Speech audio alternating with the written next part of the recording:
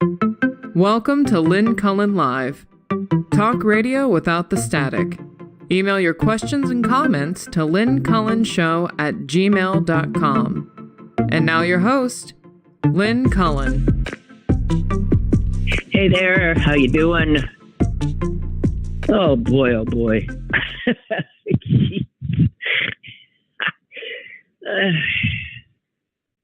I'm looking at a headline that says Bedlam Murder. It sort of like sums up, the sense we have of impending doom. Impending might not even be right. Oh, God, guys.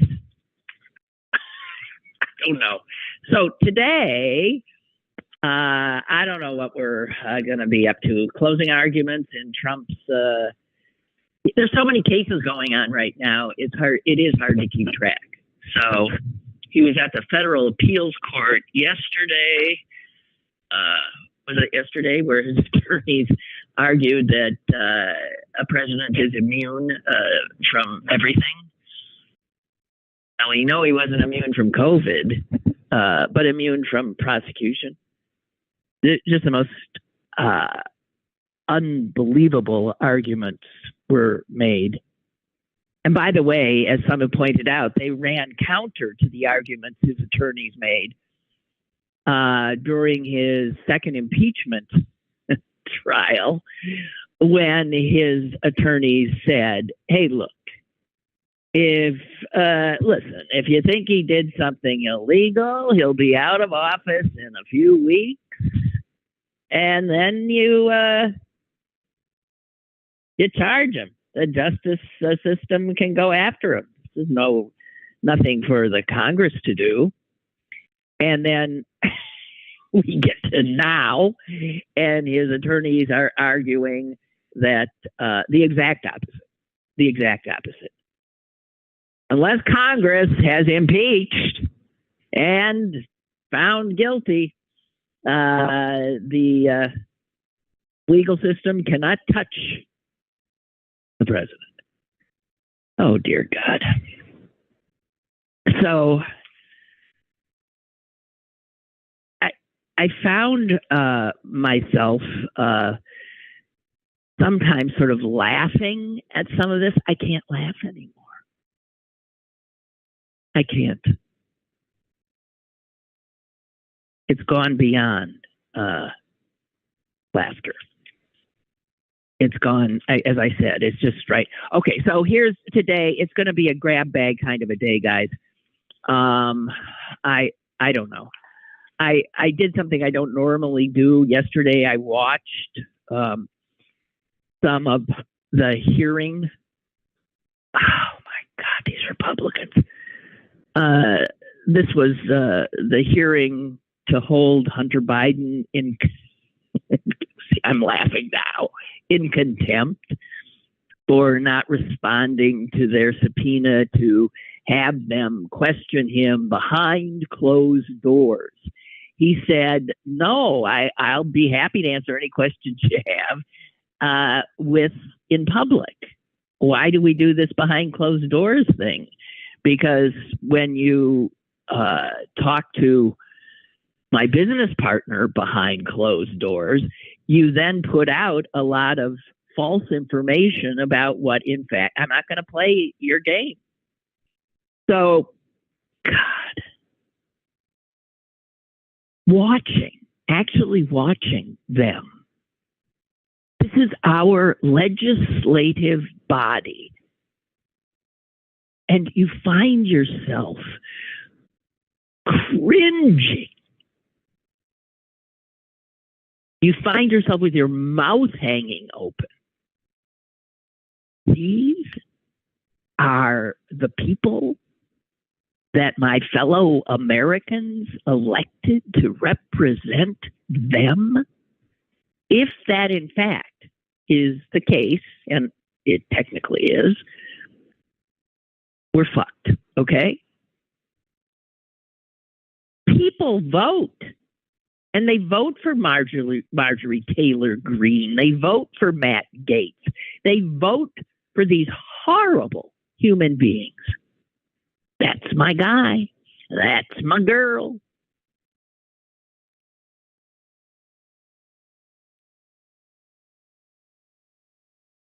And the articles that I cannot bear anymore, I simply can't.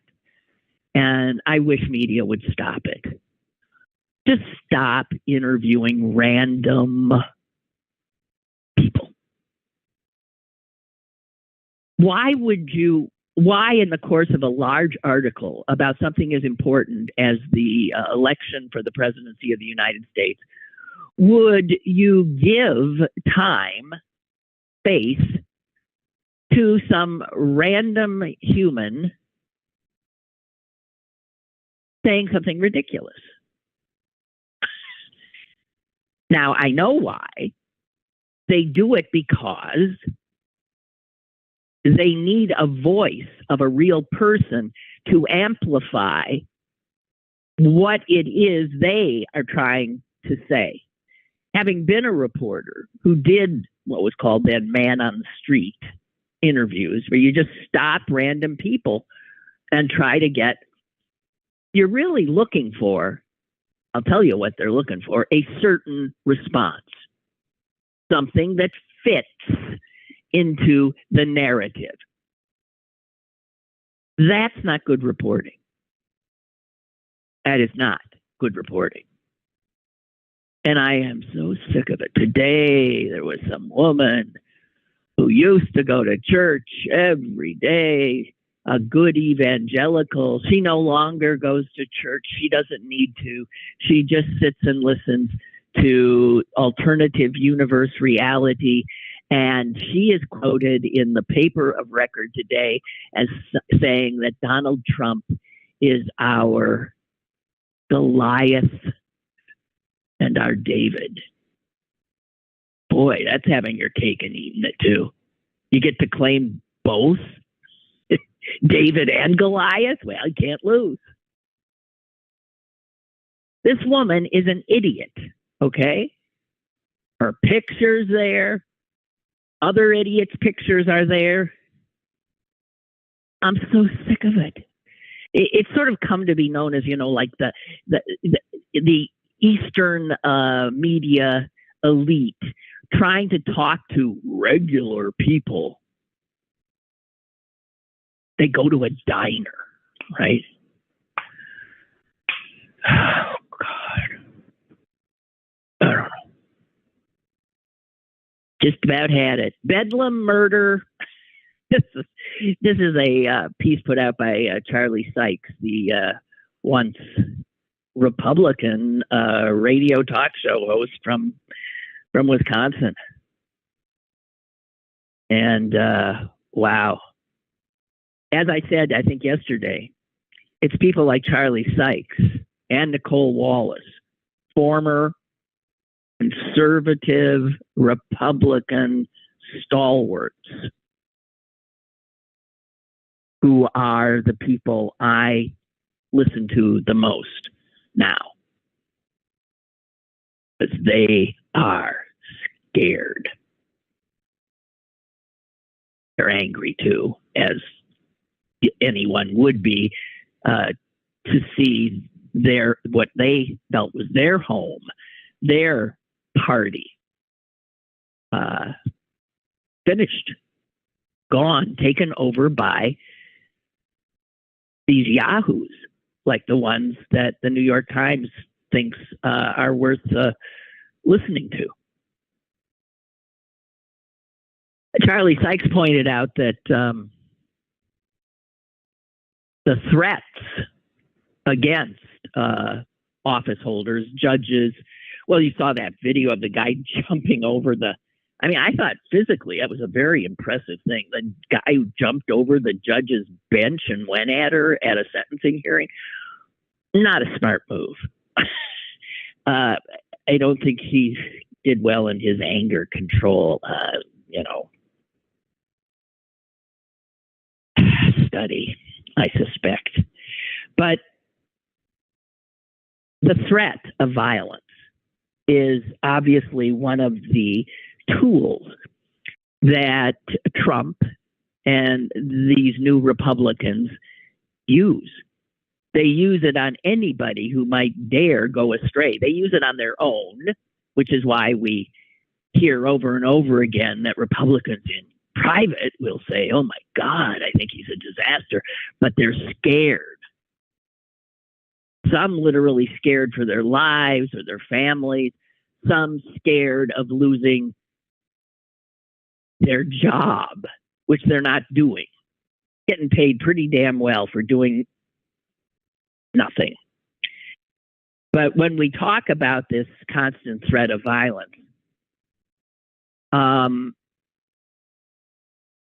well, just this morning, a bomb squad dispatched to the home of the judge, who's right now, I imagine, on the bench, hearing the closing arguments in the Trump business fraud case. A bomb squad rushed to his home. This is the kind of stuff that will happen over and over and over again. And Charlie Sykes quotes, not some idiot on the street, but a justice of the Wisconsin Supreme Court, Jill Karofsky. And she said in an interview, I am really worried there is going to be a tragedy. I believe people when they say they want to hurt me or kill me. I do not think these are idle threats. Now, on the other hand, I think people who in law enforcement will say most of them are idle threats. The threat itself is all the person making it is intending to do. The person knows that the threat itself has a good impact, and that most people, you know, in the anonymity that is available to them these days, to throw a wrench in the works, to create fear, disinformation, all kinds of stuff, will take that. It's easy. Cowardly, it's easy, and I suspect it's satisfying for them. But this justice is thinking not of the fact that 95% of the, or 98%, who knows, of the people who make the bomb threats, who call in all these things, which, by the way, of course, ties up the police and first responders so that they're not available for actual emergencies. But the justice in Wisconsin goes on to say, we are at a moment of time when our democracy literally is on the line. And we have to figure out if we're just going to turn it over to a bunch of insurrectionists who think it's perfectly okay to use violence and intimidation to get the rulings they want in a courtroom, or are we going to have a democracy where people follow the rule of law? And if I don't stand up, and if other people don't stand up, and we don't talk about this, we will lose this battle. Well, we're being told that over and over again. And the thing is, the battle is real. As you say, at the same time, we have Trump's lawyers arguing in open court before a federal panel that the president can assassinate his political rivals and be immune from prosecution unless he's immune from prosecution unless he gets impeached and then convicted. Well, if he can assassinate his rivals, why wouldn't he just wipe out the entire Democratic congressional delegation? Then he wouldn't be impeached. He wouldn't. I mean, these arguments are insane.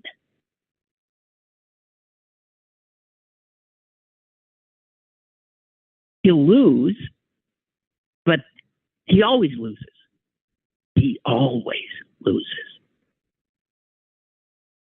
That's not the game he's playing. He's playing, of course, the long game. And it's, throw enough wrenches into the works and get the nomination and get elected, and you're in. I don't know. Bedlam, murder,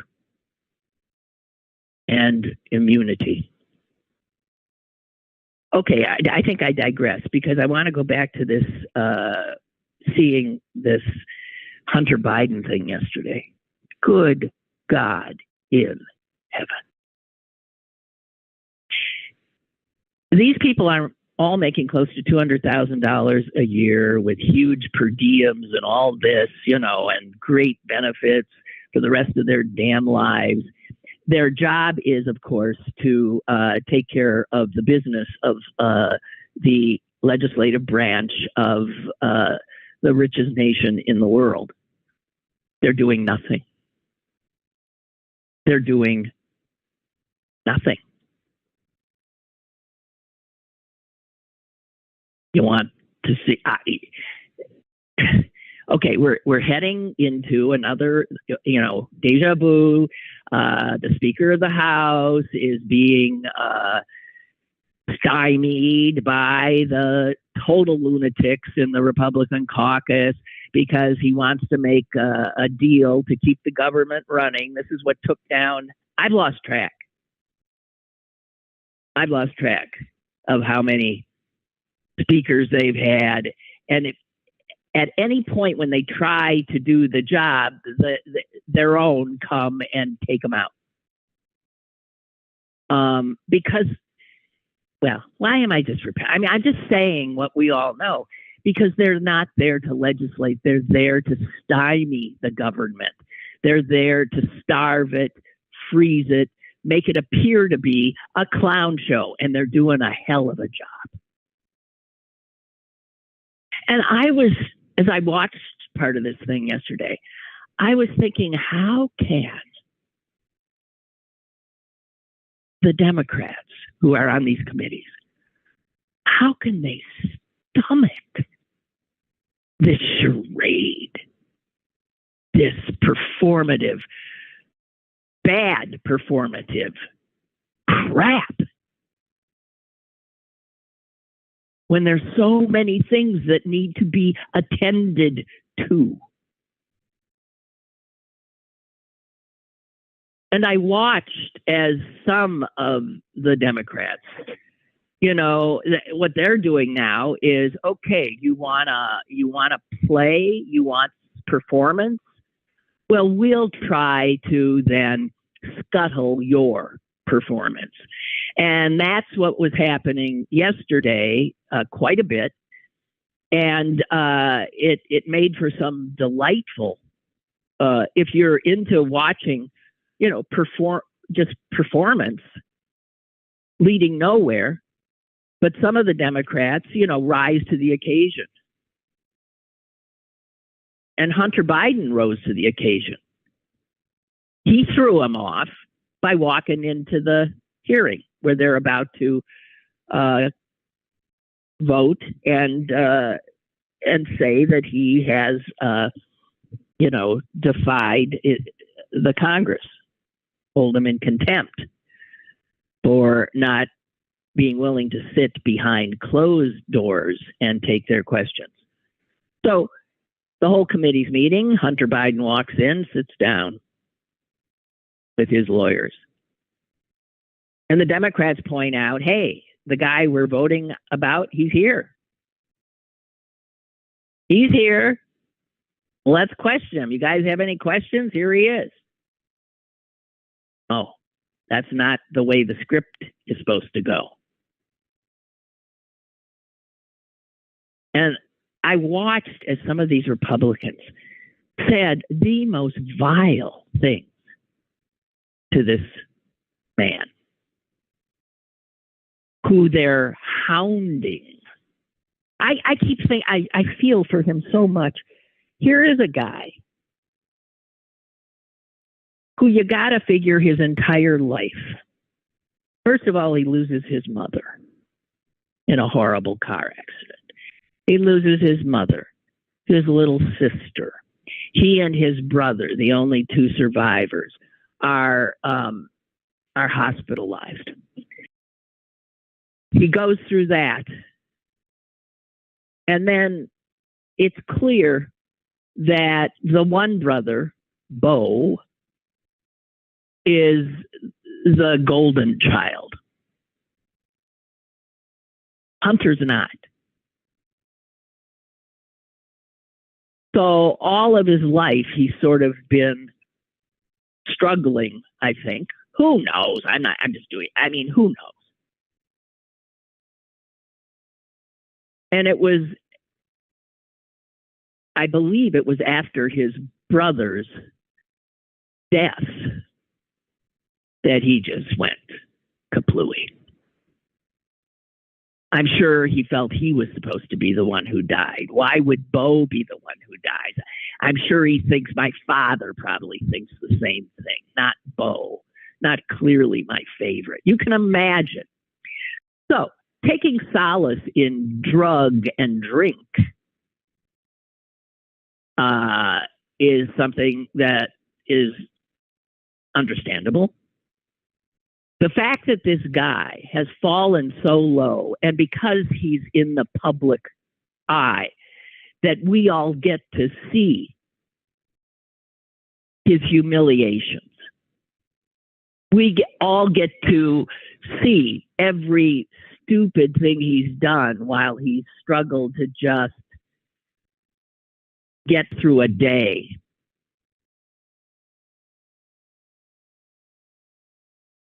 He was suicidal, obviously. And the Republicans come for him. He's been clean for a while now, so he doesn't have that refuge of alcohol and drugs. And look what he's dealing with.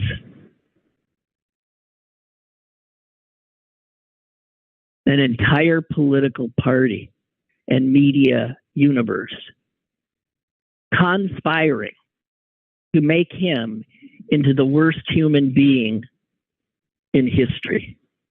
I mean, you can't, and the lies, the constant lies. So to see this troubled man walk into that chamber, my God.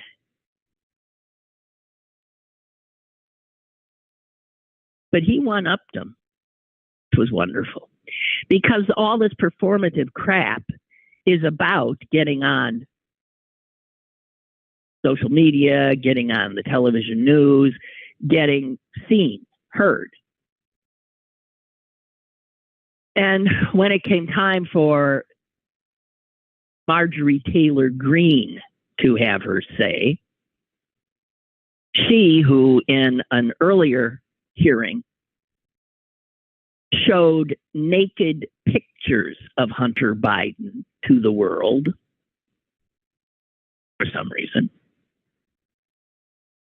she started to speak, and he got up with his lawyers and just walked out.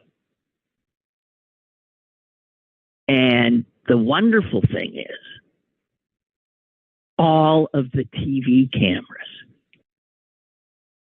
jumped up, and the reporters walked out with him. So there was no one there for Marjorie and whatever defamatory crap she was about to spew. I read somewhere that all of the networks who were carrying this followed Hunter Biden out, including Fox. So, I guess Democrats are starting to figure out how to play the Republicans in this performative game. I guess the whole time Marjorie Taylor Greene was trying to speak, one of the Republicans, and I'm not sure, there were two different hearings going on, both targeting Hunter Biden. This is what Republican governance is. Of all the problems a huge country like ours has all the stuff that needs to be attended to. And the Republicans yesterday on Capitol Hill, after coming back from a 3-week vacation where they've done nothing, are continuing to do nothing. But one of the Democrats held up this huge picture throughout of Jeffrey Epstein and Donald Trump together, smiling, pals. And one of them made a point of saying it's such a terrible thing that somebody doesn't comply with a subpoena. And then he had here's a subpoena for you, Mr. Chairman. This was delivered to you by the January 6th committee, a committee of the Congress. You didn't show. You flouted it. And he went through all the others, members. And he said, I'll tell you what, if you want to play fair and the rules apply equally to everybody, I'll find Hunter Biden in contempt if we also throw in all these other people who refused. What's the difference? And you see that when Republicans are not on Fox News or being interviewed by a friendly, they have no answers. They have absolutely none. Margaret's reminding me about the wondrousness of a representative named Jasmine Crockett. She is brilliant. I love this woman. She was on the panel. And she speaks in this heavy sort of southern drawl. She's a black woman. And she says something like, you want to know why? Nobody wants to come and speak to you behind closed doors? Because you guys lie. That's what you do. That's all you do. You lie.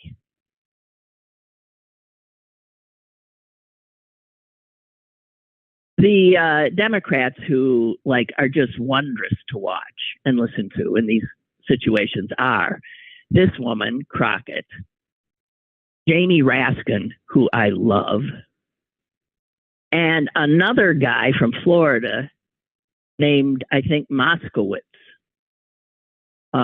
He's wondrous.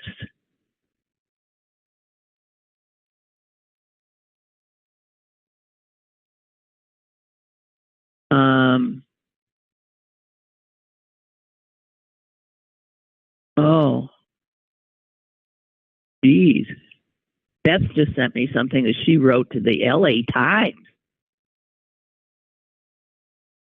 And then she thought, I don't think that's a good idea. Would that they print it? I might never work again. And I,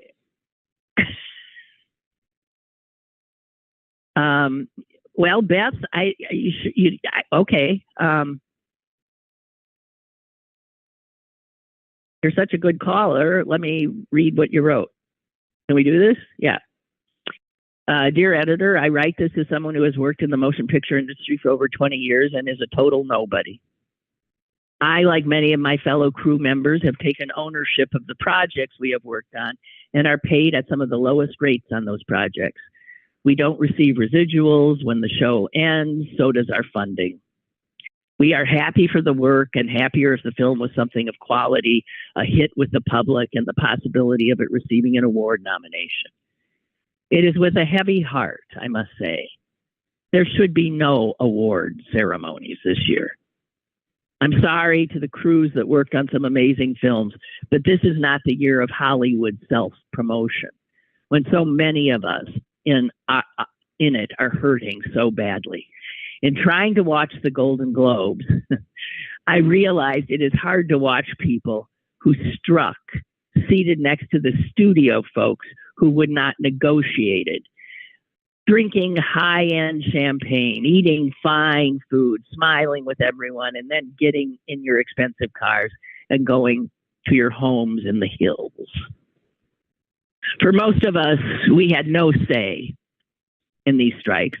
We were just observers as our savings accounts dwindled. These strikes have taken a financial and emotional hit to so many in our industry. Many talented people have had to find work outside the industry, not only for a paycheck, but also for health care, and I doubt that they'll come back. Sadly, I understand this business and know these award ceremonies will continue this year.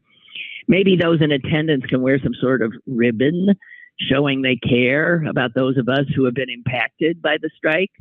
Maybe a black and blue ribbon to show the beating we've taken. Or when they do the In Remembrance segment, they can feature those who have lost their homes, couldn't pay for vet care, those whose credit cards are maxed out, or those who can't afford the COBRA payment for their health care. It might be a long, long segment, but it'll be easy to watch, washing it down. Some champagne. Oh, Beth, you write as well as you talk. And I think that's good that you do not want that with your name on it in the Los Angeles Times. If you do want to work again. Margaret's telling me that Wayne LaPierre has stepped down. Oh, that's a shocker. What a creep. What a grifter. God. I just, when it comes to horrible people, I mean, I just don't know. These people they're horrible.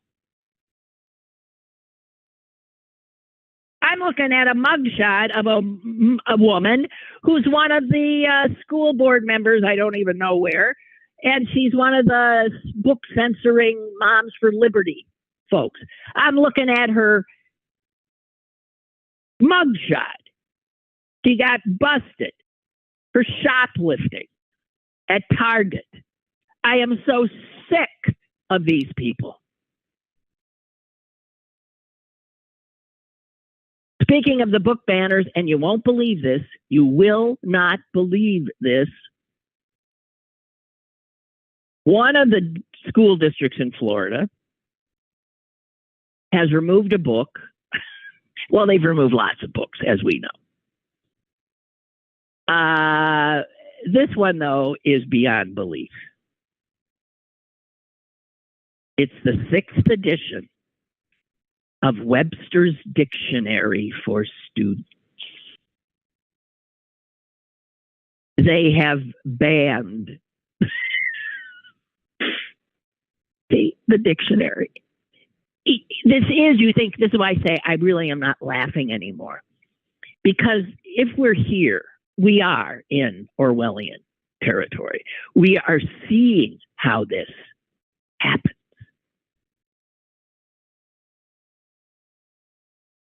I forget who I was reading. Oh, I think it was Robert Reich. And he was saying he has started reading up on 1920s, 30s German history. And he suggests we all do the same because it's incredible how so much of what we're seeing here is very much like, even though he makes clear, we are not, it's not like we're a country that just suffered a humiliating defeat in a world war as Germany was. We aren't, we don't have our money's not useless. We are not all this, the turmoil that Germany was in at that time. I mean, they were ripe for somebody coming and selling them a bill of goods and finding scapegoats. But he's showing the things that they immediately do when you want to get control. And that's exactly what we're seeing happening here. What I find most frightening is the lying, the fact that the propaganda that people are willing to swallow and accept obvious lies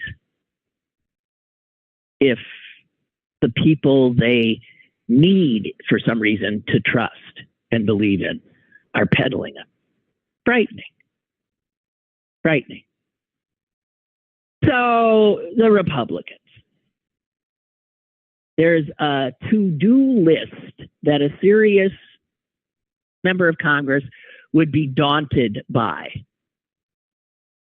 And none of it is being addressed. None of it. We are a country right now, pretty much the only government we have is what the Republicans call the deep state, is the bureaucracies. I mean, they're still functioning. But our legislative branch, barely. Certainly one of the chambers, almost not at all. And then the Supreme Court, I think more concerned not with the law, but with their own reputation and how to somehow finagle moving Trump forward, moving their political agenda forward without appearing to be as crooked as they in fact are. I would say that the Supreme Court is not functioning. The House of Representatives is not functioning. The executive branch is functioning. And the Senate is kinda. But the way our system works, the Senate can't do anything if the House doesn't do anything. You need both before anything gets anywhere. And all the Republicans are doing is impeaching people. Impeaching people for nothing. There are no high crimes and misdemeanors that they can show for the impeachment effort for the president, for the impeachment effort of the Homeland Security Director, for the impeachment effort, I guess, for the Defense Secretary. There are no high crimes and misdemeanors. But this is all serving Donald Trump and his need for payback. Unbelievable.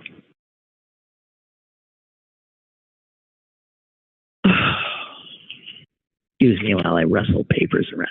Hey, no, I always want to say, never mind. Never mind. What? Bob's saying,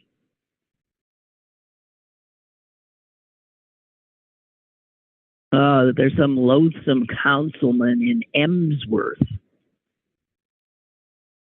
I don't think I can, Geez, I didn't even know I had. My account has been disabled. It says here, your account, is this Facebook? Yeah, was disabled on January 23rd, 2023. What? Shows how much I've gone to Facebook. Sorry, I can't read that, Bob. I can't read about the loathsome Emsworth councilman.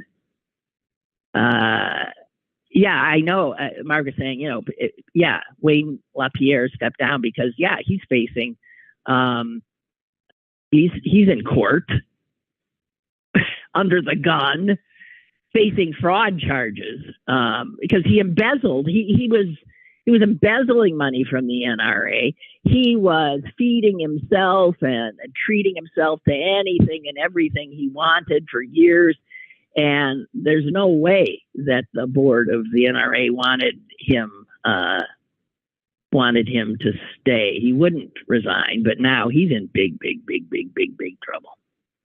A lot of these guys, the legal system slowly is coming after him. Slowly. Got a caller? Hello there.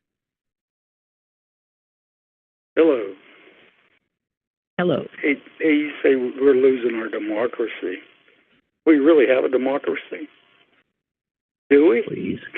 We have a very imperfect democracy. It's a democracy we've always had. We have a representation of people that are working for who? Who are they working for? Well, that's right, because no, I do. I really think the guardrails are working.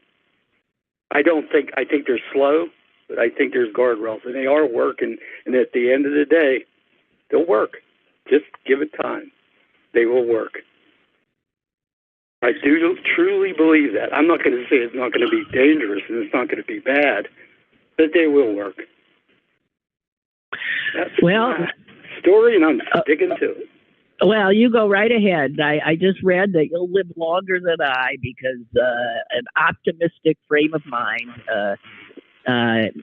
puts you in a better position to survive. It does. Yeah. So good for you. I'm incapable of such optimism. I hope you're right. That's as far as I can go. Yeah. I hope to hell you're right. I think so. Okay. Thank you. See you bye. Bye. Okay, bye. Bye. The funny thing about the caller is that his affect, his voice, in a manner of presentation sounds always so depressed to me. It's like, and yet he's an optimist. All right. I wish I could. I think that's something you're born with. I mean, I think you can work toward whatever. Hey, you know what I was reading? I was reading that one of the big employers here, Duolingo. That's that language learning app, headquartered here in Liberty. Duolingo has been steadily getting rid of some of its employees. It's contract writers, it's translators, a lot of other humans, because they are being replaced by artificial intelligence. In several waves of layoffs in 2023, especially this last summer and also in December, the Washington Post reports that Duolingo was cutting the people who write the lessons that people who use the app. Anyway, it's Duolingo's not saying how many people. They're not being very transparent about this. But some of the people who've been let go are being rather noisy. So here we go. The workers who've been told they're no longer needed because a little bit of software can do what they were doing and do it quicker, cheaper, not have to pay any health care, any benefits, they never get sick. So in a capitalist society, it is really hard, I suppose, for any company to turn their backs on something like this that could offer them, huge potential savings and consequently driving up their profits. One of the people who was laid off said the company had initially told its workers that they would not be replaced with AI. Well, he was in August.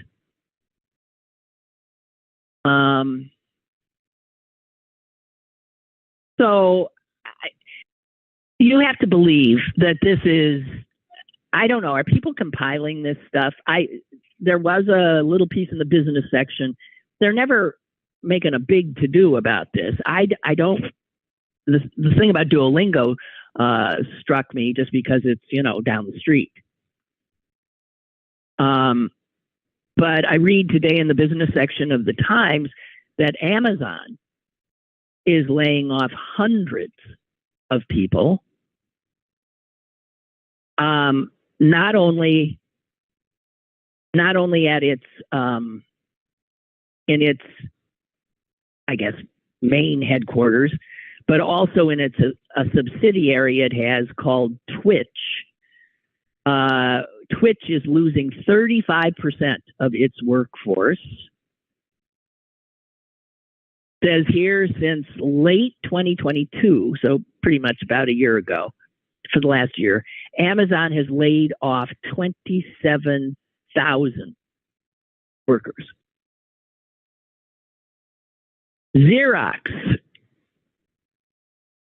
says it will cut 15% of its workforce. The gaming industry, the video gaming industry, 9,000 people have lost their jobs in the last year. That's just some of what I gleaned from. So, and it's interesting because, unemployment remains historically low, but these jobs, many of these jobs, will never come back because of artificial intelligence. And you can't help but remember the promises of when all this tech stuff started to come in. I'll go back to I think it was 1981. And I was sent on a story by PAE-TV over to Carnegie Mellon, where I was told they had created a robot who delivers the mail, the interoffice mail. And at the time, this was a big deal. I was thinking, whoa. So I was very disappointed because when I saw the robot, I'd been thinking of some, something that looked like a robot carrying mail around. But of course, it wasn't that. It was just, it was like a cart that moved on its own and had all the mail and knew where to stop. And then whatever, that's all it was. I was totally disappointed. But so that's what? That's 40 years ago, a little over 40 years ago. And I remember saying to the guy who was so proudly showing this off to me, yeah, well, that's cool, but what about the person who used to do this? What happens to them? And I remember, oh my God. He said, no. He said that person will be retrained and this technology is going to create jobs. It's going to create jobs. It will do the drudge jobs that humans really don't enjoy doing and will open up all of these possibilities for humans. This is good. This is progress. Believe me. I remember I went back to the station and went right down to the mail room at WTAE, and talk to the male guy, our guy, a regular human, Phil Ferguson. And I said, Phil, I just want to warn you, your days might be numbered, buddy. And I told him about it. So I wanted to bring the human element into it. And I remember thinking, this is hooey. This is just hooey. This is going to upend everything. And of course, it has in ways that back then I couldn't even comprehend. And now, a lot of those jobs that this technology created for people, like these jobs at Duolingo and at Amazon, they're all biting the dust because of now more use of technology. And humans are just going to be left scrambling.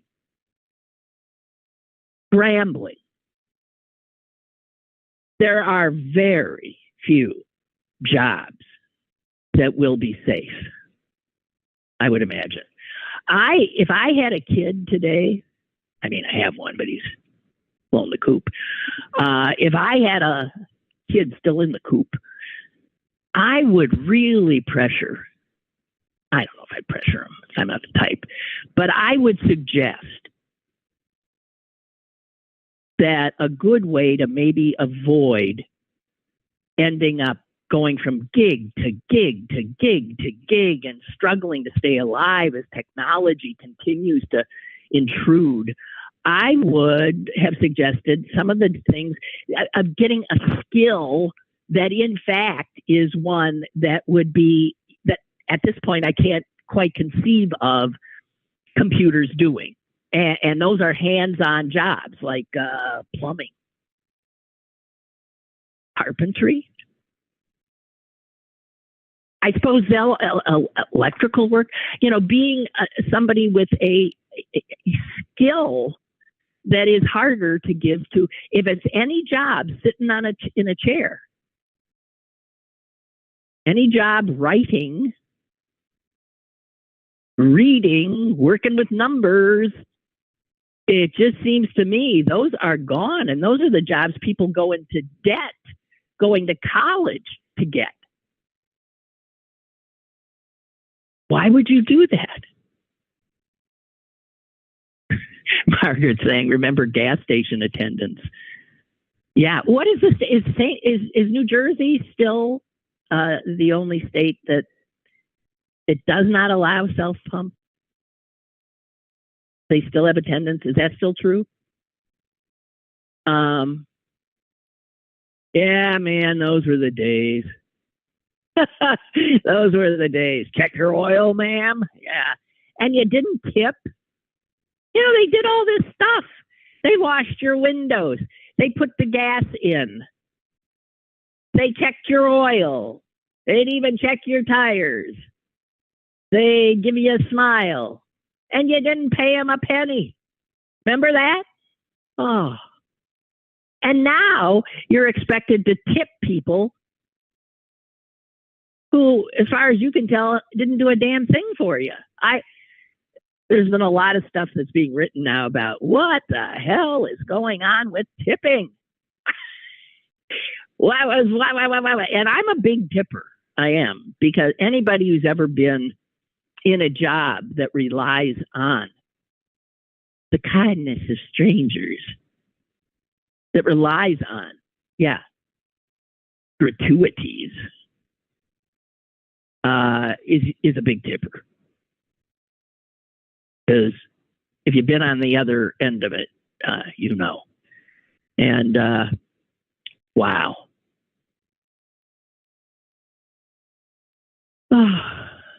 Yeah, there was a great piece in the New Yorker called "The Problem of Tipping."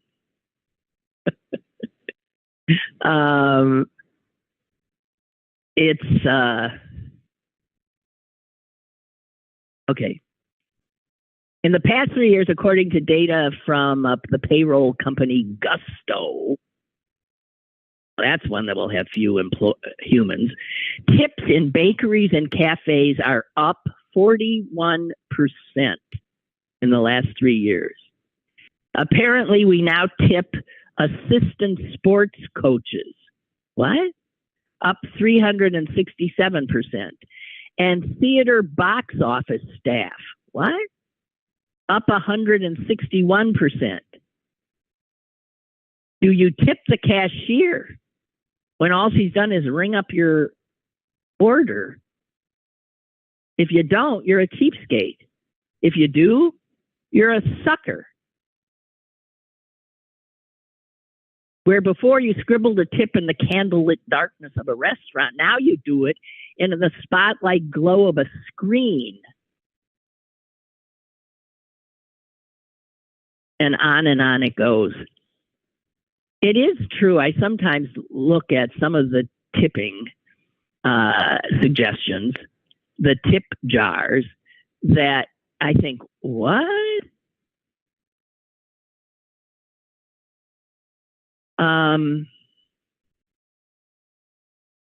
What tips are about is foisting an employer's responsibility to pay their employees onto the customers. And I would think customers might be better off if there's no tipping and we agree to pay a little more if we would know that the employers would pass that on to their employees. But I don't know about you. I am not somebody who trusts employers to do the right thing. Oh, I said nothing about Chris Christie. Excuse me. I watched that. I watched that whole speech. And I thought the best thing he said was, if you say that Donald Trump is fit to hold office, then you are not fit to hold office. So that was his making clear. He ain't going to, he wasn't going to endorse any of the ones left standing. And those two were at each other's throats on CNN last night in the most, I watched a little bit of it and then thought, I cannot. Liar, pants on fire. I mean, it's just back and forth. And this is how it's just mind-boggling. And Christie must be really pissed off because he was talking, he's a good talker. He's talking for like over an hour. And the big news was something that got caught on his mic, which he didn't know was hot, his hot mic, before he started talking. That made the news, not what he said. It's something he said about Haley, something, saying that she wasn't going to make it. They'll smoke her, I think he said, whatever.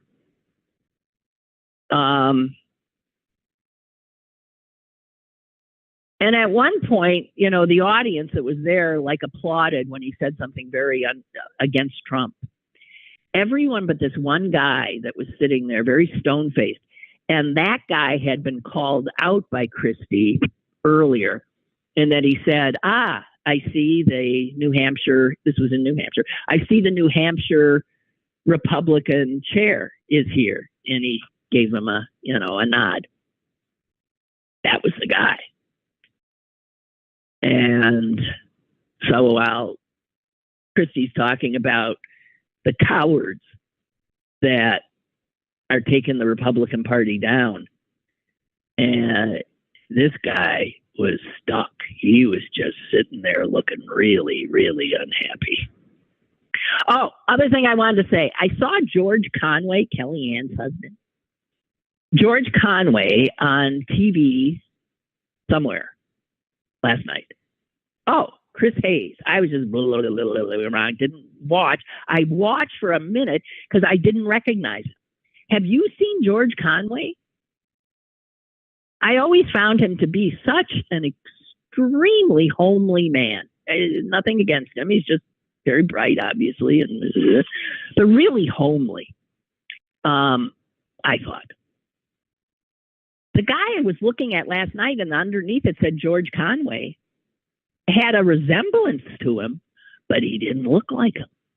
He had cheekbones. I kid you not. He had cheekbones. His hair was, even the clothes he was wearing were different. His teeth, I'm telling you, his teeth. It looks like he went to Hollywood. They like, man, I don't know. Maybe he's doing the Wegovy, the stuff. He's like, he's, boy. He did not look like himself. I don't know if it's a combination of surgery, makeup, teeth straightening, whitening, new hairstylist.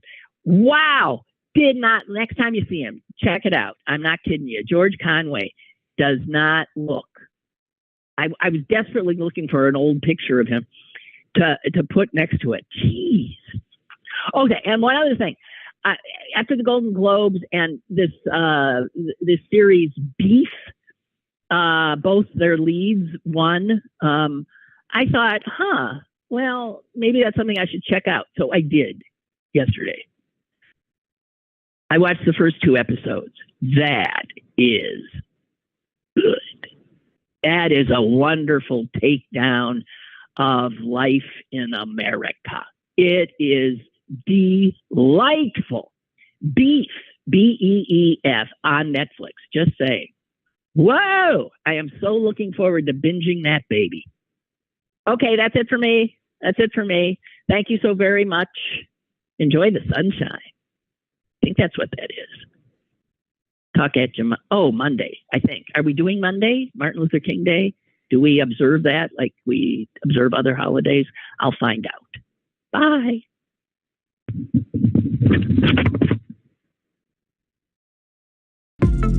Lyn Cullen Live, Monday through Thursday from 10 a.m. to 11 a.m. and archived at pghcitypaper.com. The opinions expressed on Lyn Cullen Live are those of the host and do not necessarily reflect the viewpoints of Pittsburgh City Paper or its advertisers.